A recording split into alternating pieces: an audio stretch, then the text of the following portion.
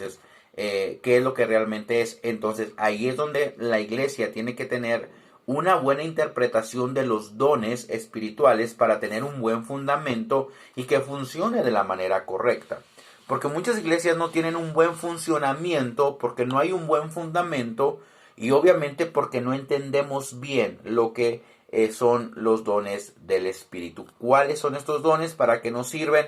¿Sí? ¿Qué es lo que podemos aprender de estos dones? ¿Qué es lo que Dios nos dice en su palabra a través de esto y cómo lo podemos hablar? Vamos a explicar un poco cada uno de estos en la clase, claramente está.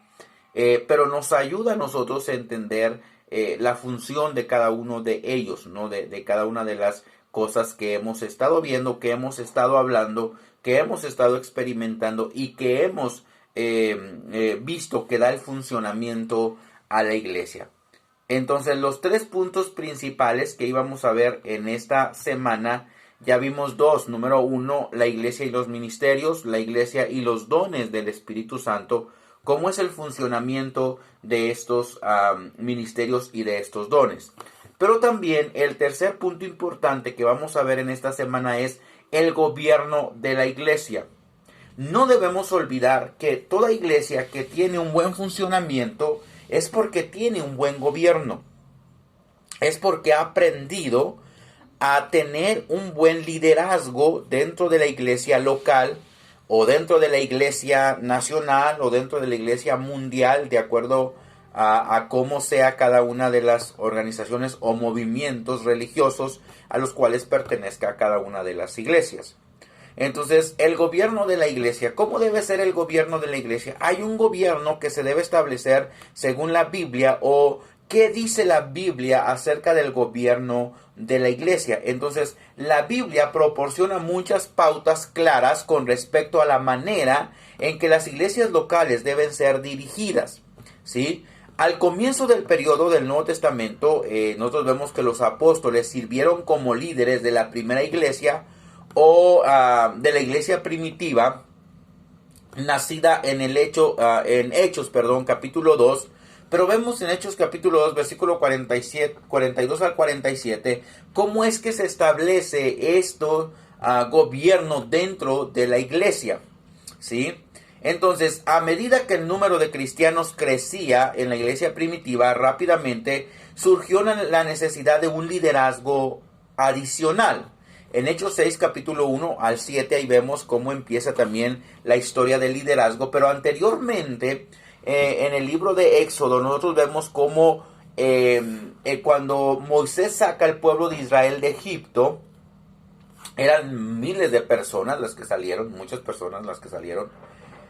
Y no era fácil guiar a tanto pueblo, y entonces el suegro de Moisés le dice, Jetro le dice a Moisés, pues es necesario que nombres ancianos para que puedas tener un buen liderazgo y una buena coordinación en cuanto al pueblo, para que lo puedas guiar bien. El propósito del gobierno de la iglesia es que haya un buen cuidado dentro de tal iglesia.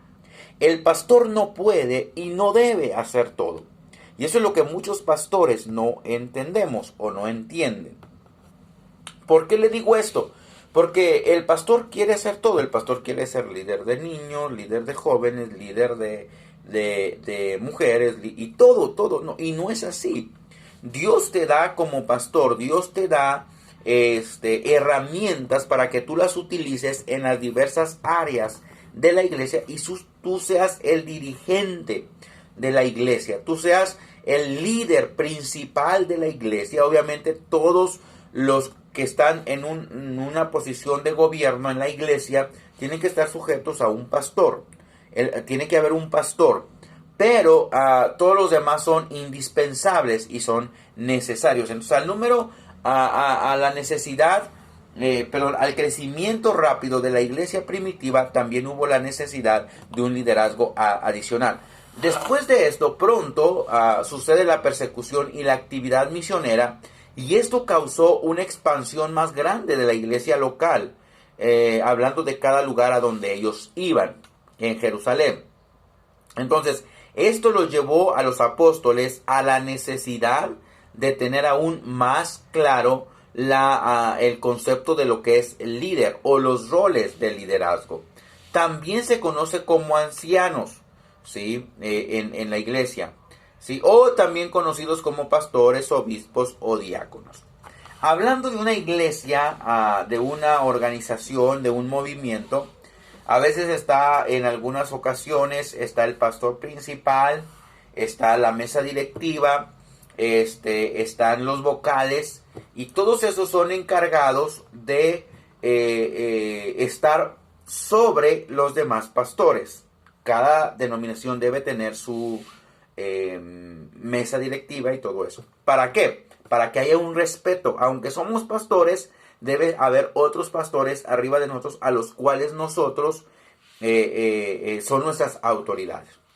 Algunas otras organizaciones tienen pastores, tienen obispos, tienen superintendentes, también se les llama, jefes de regiones, diversos grupos en la organización.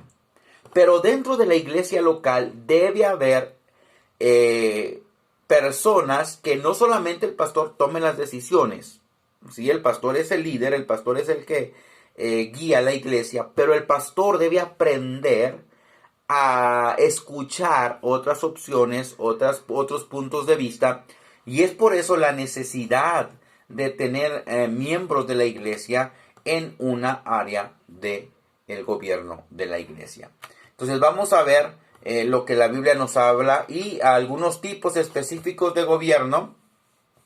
Es, por ejemplo, el gobierno episcopal, que es el sistema en el cual los ministros principales de la iglesia son obispos.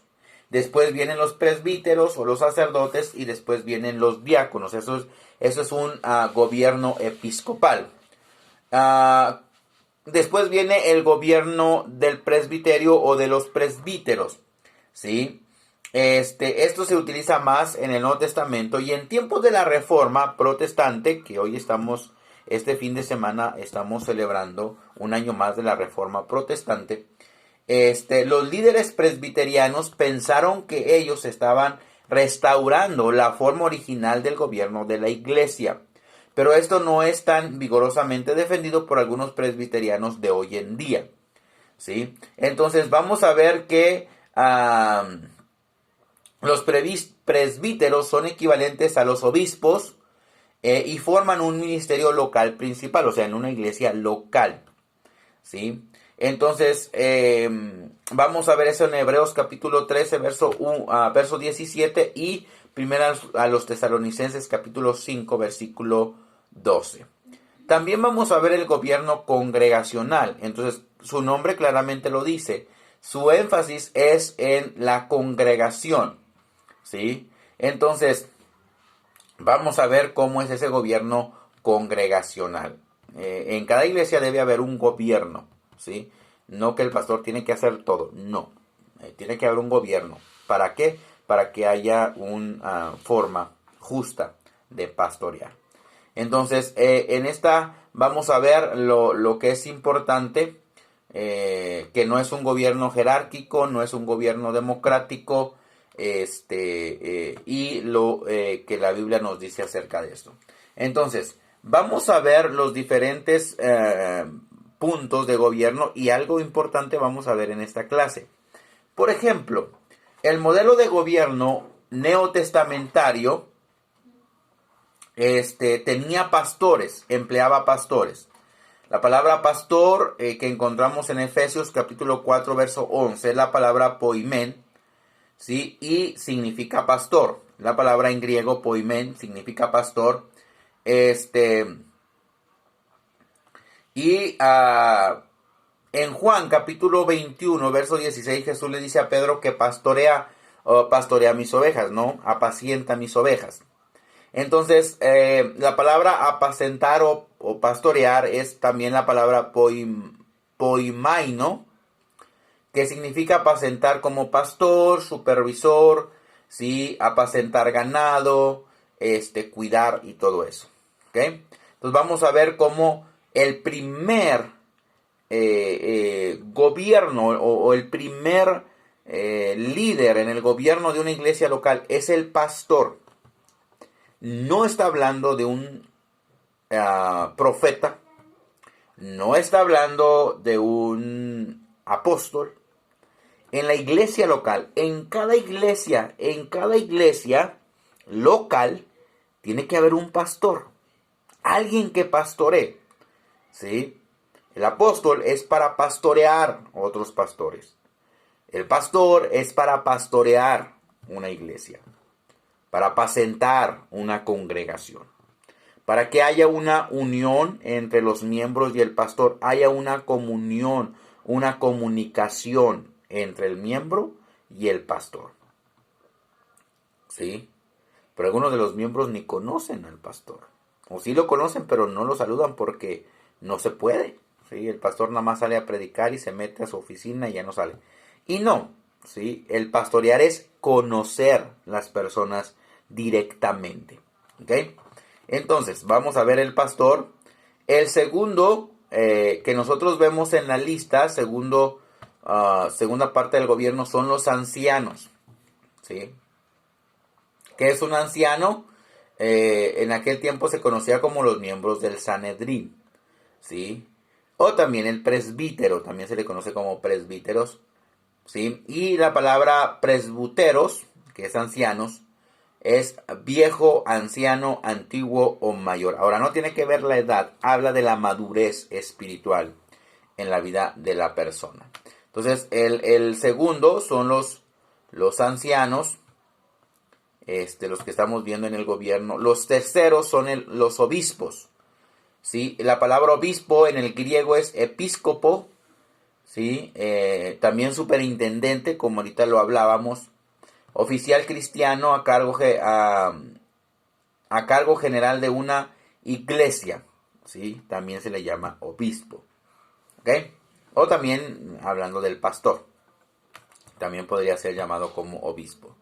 Los diáconos, en cada iglesia debe haber diáconos, debe haber ancianos, debe haber líderes, ¿sí? Los diáconos, ¿quiénes serán los diáconos? Eso lo vemos en Hechos cuando los apóstoles enseñaban y aconsejaban al pueblo, pero estaban descuidando el servir a las mesas. Entonces los diáconos vienen a servir, ¿sí? Y el oficio del diácono se originó en Hechos capítulo 6. Entonces debemos de tener diáconos en la iglesia para ministrar, ¿sí? Para ministrar a las demás personas. Entonces esos son los que nosotros vamos a ver en esta parte de nuestra clase, el gobierno de la iglesia, y cada una de las cosas que vamos a ver, tanto los ministerios, los dones y el gobierno, son cosas que hacen funcionar a la iglesia para, ¿sí?, seguir adelante. Entonces, si no hay ministerios, ¿cómo vamos a salir adelante? Si no hay dones, ¿cómo vamos a salir adelante? Y si no hay un gobierno, ¿cómo vamos a salir adelante como iglesia?